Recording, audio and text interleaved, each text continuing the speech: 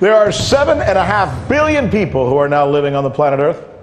By the way, 21% of those live in China. Think about that. 7.5 billion people and 21% of them live in China.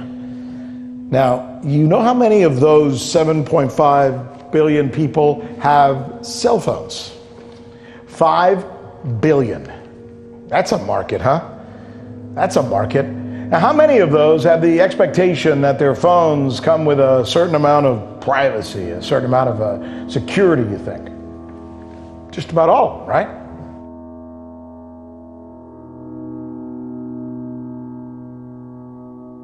It looks like a naval radar scanning for enemy ships. The Deadbeat map is an add-on to the Chinese social media platform WeChat.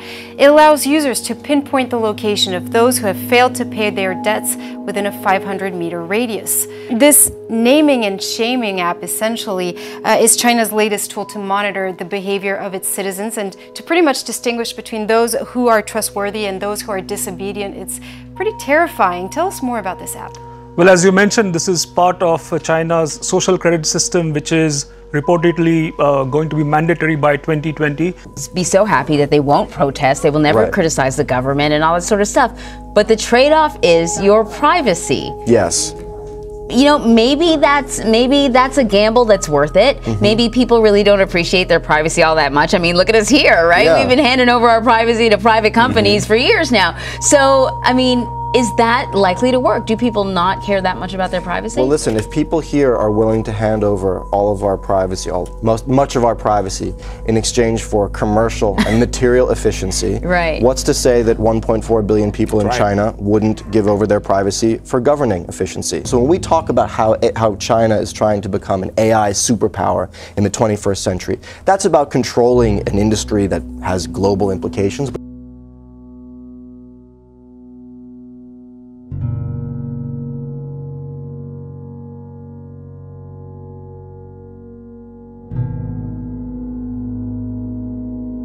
I want to ask you about quantum computing because you had a big announcement about IBM putting forth the first system to work on quantum. Now, actually having full-blown quantum computing for business still years away, but this is an important milestone, and IBM has been doing more work on this than most other companies, arguably any other company.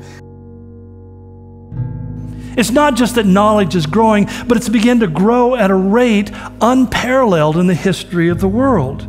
So that knowledge doubles once every 100 years until 1950 or World War II, well, knowledge began to double every 25 years. And then today we say the doubling of knowledge in the world happens every 13 months. But if you think that's a lot to swallow, the greatest challenge that we face today with this increase of knowledge and information is how to manage and use an ever-sized mountain of data. Now tell us, what is quantum computing? Well, very few people know that we are reaching the point where we can no longer make faster computers using the technology that we're using today. This year, IBM began to help us take that first step in producing the first commercially viable quantum computer. Now, what is a quantum computer? Well, I don't know what's going to cost. They just profiled it just about a month ago, and it's an amazing 20 by 20 box. But the fact is, it's going to be probably in the range of billions of dollars. But the value of this piece of equipment, which is so necessary, is its ability to basically atomically process information rather than rely upon silicon chip-based computers. Guys, what will quantum computing help us do that we cannot do today? Well, basically what we will be able to do is operations that today take us, let's say, hours or days, we can do it in a blink of a second. It has the ability to take massive amounts of data and crunch them and sort them according to the algorithms that are written to get the information that you want. So that for the first time we have a computer-based system that can actually process all the data that needs to be able to be processed for this kind of system to come into place.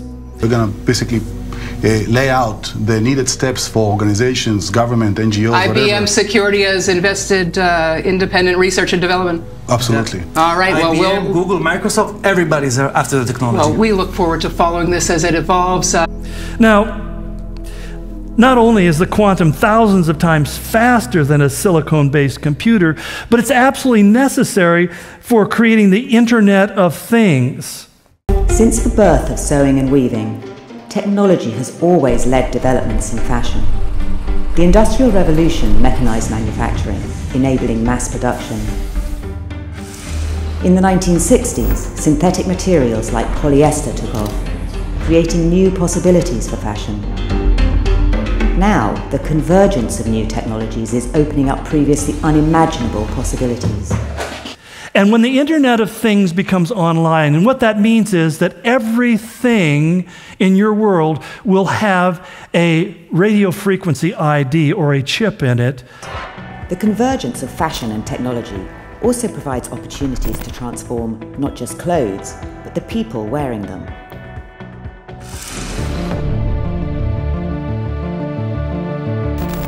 Myant is a company that's pioneering the creation of clothing that can monitor your every move.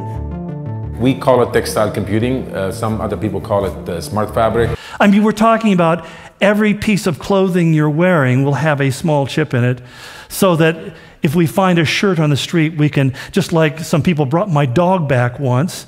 I thought that was the worst thing I ever did, is put a chip in that thing. But put the... Run, Forrest, run! Anyway. But it's hard for us to imagine, but everything will have these very inexpensive chips put in them so that the manufacturer, the owner, and everything, the time of bought, everything about it will be known and will be traceable. Essentially, it's an interactive fabric that could sense data from you. So-called smart fabrics are being touted as the next frontier of wearable technology. Yarns are paired with electronic sensors so that essential data can be captured from the human body. Smart fabrics could radically change consumers' relationships with the clothes they wear. But as technology increases the pace of change, how can the industry keep track of what consumers really want? But when this comes online, you know what they say? That the rate of knowledge increase will double every 12 hours. We are just seeing a pace of change which is frightening, but it's also incredibly exciting for the future of fashion. To keep up, the industry is also turning to technology. We are for sure in the midst of a digital revolution. AI, the idea of kind of machine learning and big data. How do we start to sort of synthesize all of these new technologies and start to make sense of it?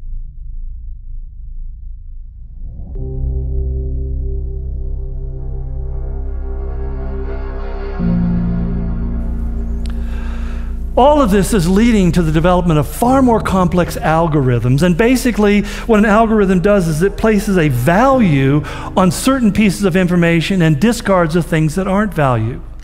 So like when the Chinese are doing today with their social credit score. I mean, we're pointing to China, but here too there's a sort of Black Mirror effect.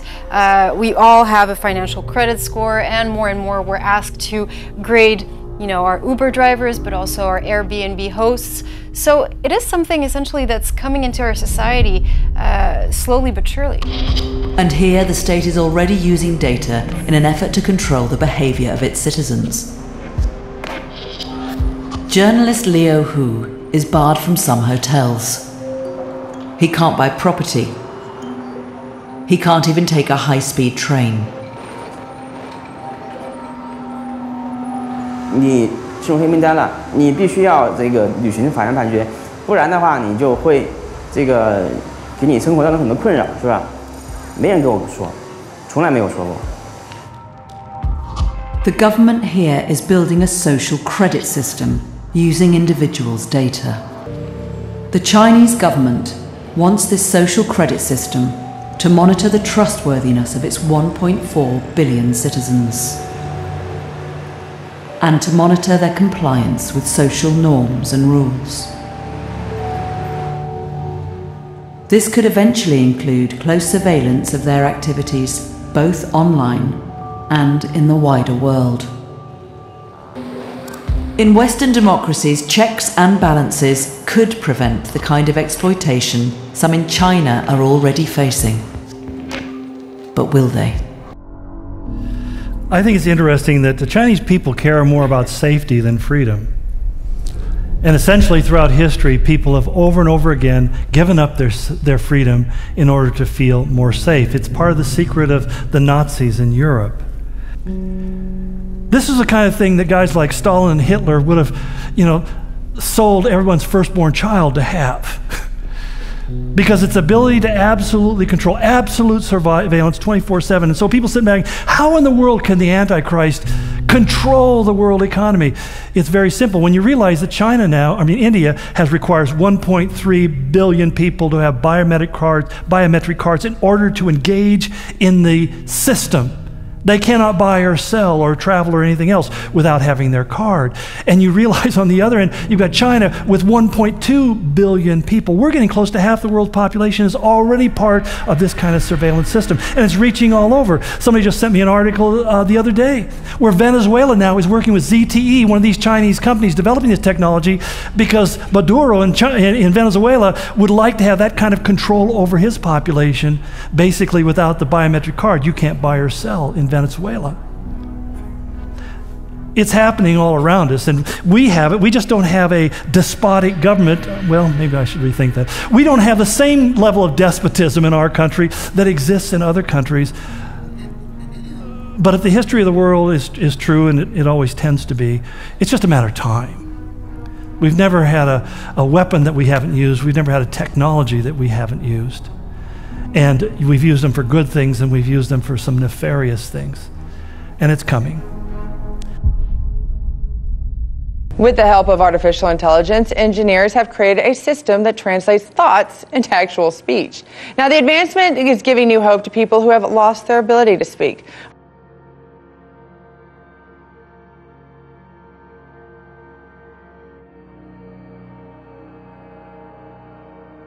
Neuroengineers out of the University of Columbia have created a breakthrough device that uses machine learning neural networks to translate brain activity into actual speech. Many are saying this could be life-changing. And in fact, again, I'm not just pulling this out of conjecture. A recent article by the Australian Broadband that basically they have a news magazine, they talk about technology. According to the Future Business of Australia 2040 report, they said most workers are predicted to have embedded personal technology within 18 years. But they go on and say many activities may even be possible simply through mind control. They're talking about neurological biometrics, where they put things in you that can actually read your thoughts. The vast majority of our employees absolutely love the conveniences that having this chip in their hand really brings. I can log into my computer with this, which I do every day. I can log into my phone with it. I can pay for items if I forgot my credit card or my phone. I can log into work. This is the actual size of the chip. I don't know if you can see that, but it is the size of a grain of rice, literally. That can draw from the cloud, which can store an unlimited amount of data, and it's going to be transmitted to us on 5G networks. 5G technology is being sold as the future. It will let you surf the web and download content faster than ever. But there's just one problem. Scientists and medical professionals are petitioning against a 5G network rollout. We all want faster cell phone service, and the race is on for 5G, but it comes at a cost. A 30-foot cell phone tower coming soon to a neighborhood near you. And we'll be seeing a lot of these shorter 30-foot towers go up. This one is already up in Denver. Let's listen to what Dr. Sharon Goldberg has to say. She's a clinical researcher and an internal medicine physician. This is what she has to say about what we're using today. Wireless radiation has biological effects, period. This is no longer a subject for debate when you look at PubMed and the peer-reviewed literature. These effects are seen in all life forms: plants, animals, insects, microbes. In humans, we have clear evidence of cancer now. There is no question. We have evidence of DNA damage, cardiomyopathy, which is the precursor of congestive heart failure. Neuropsychiatric effects. Well, a few days ago, actually, a group of scientists, doctors, environmental organizers, and concerned citizens got together and they called for the urgent stop to the deployment of 5G. They said that it's been proven harmful to human bodies, that this is an experiment on humanity, and that this should be called a crime under international law. And this is the attraction to 5G. It means uninterrupted, constant flow of data at levels that are hundreds, if not thousands of times greater than you can get from your ordinary cell tower today. This is a great, big, beautiful tomorrow. Because, I mean, I'm so tired of having to wait.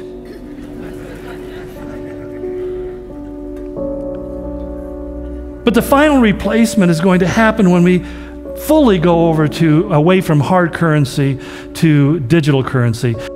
Is Canada going cashless? Some interesting data points in a survey in today's Globe and Mail about the number of Canadians choosing to just use plastic or contactless payments through mobile apps. 63%, they never carry cash. Do you know only 8% of currency actually exists in a physical form? 92 to 93% of all currency is digital already. But you see, this requires digital devices. And currently, today, there are 10 billion with a B, 10 billion digital devices on planet Earth. Wow, impressive. By 2020, next year, there will be between 50 and 60 billion digital devices on the planet. And by the year 2030, 99% of all things on the planet will be connected to the internet. 99%, not just devices, 99% of stuff. And of course, there's another concern, which is that subtle psychological messaging that this technology, that use of this technology gives us, especially to kids, that to gain access to knowledge or money, because there are payment systems that use biometric identifiers, food, travel, any sort of item or activity, you have to hand over your privacy. So what we're really seeing is the normalization of a cashless society and the normalization of the extinction of privacy. All this information is gathered up, and they just simply have to write the algorithm that they need to sort the data, and they have the quantum computing which can do it fast enough so that instantaneously information about you can be grasped. Now, the question is, okay, great theory, but where is this practically being played out? Roll the video. In addition to the US, there are numerous countries with some sort of biometric identification grid that I know of. Let's take a look at this list of countries. This is an extensive list, and this is the only the countries that I was able to find today. So this is everything from passports, border security systems, some other form of ID cards, and what we're really seeing is that we are handing over our biological information, knowledge about our physical characteristics, to these state actors.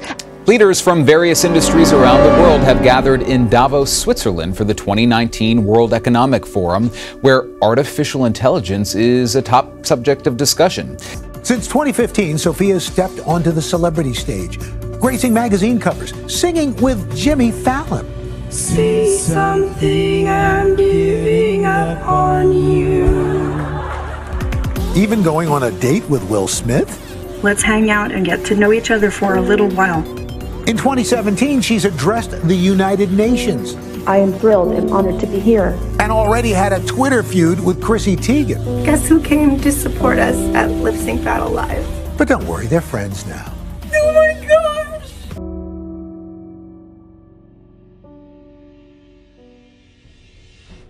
But importantly, I think, along these same lines is, there's never been another point in human history that we can look at where the literal fulfillment of these things could actually take place.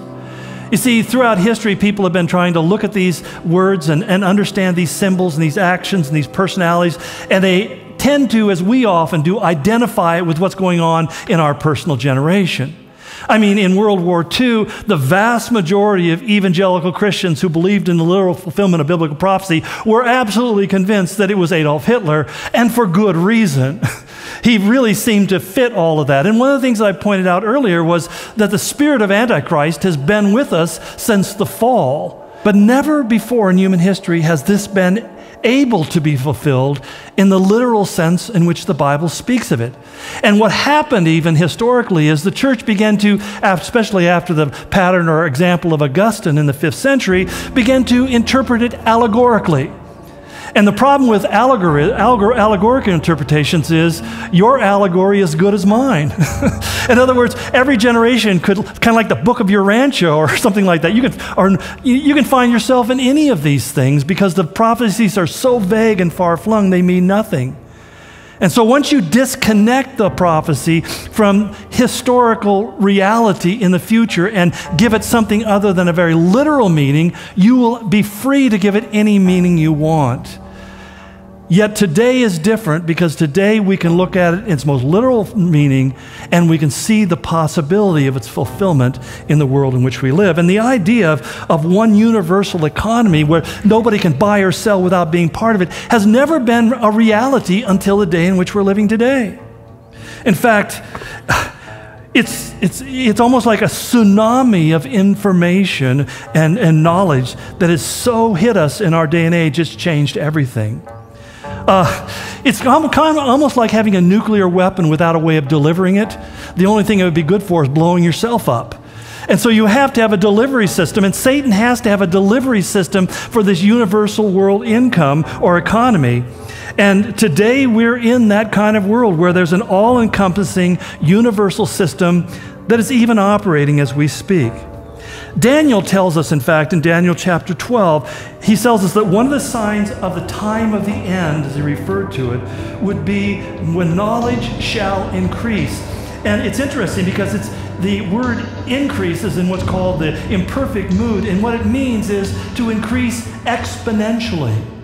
It's not just that knowledge is growing, but it's begun to grow at a rate unparalleled in the history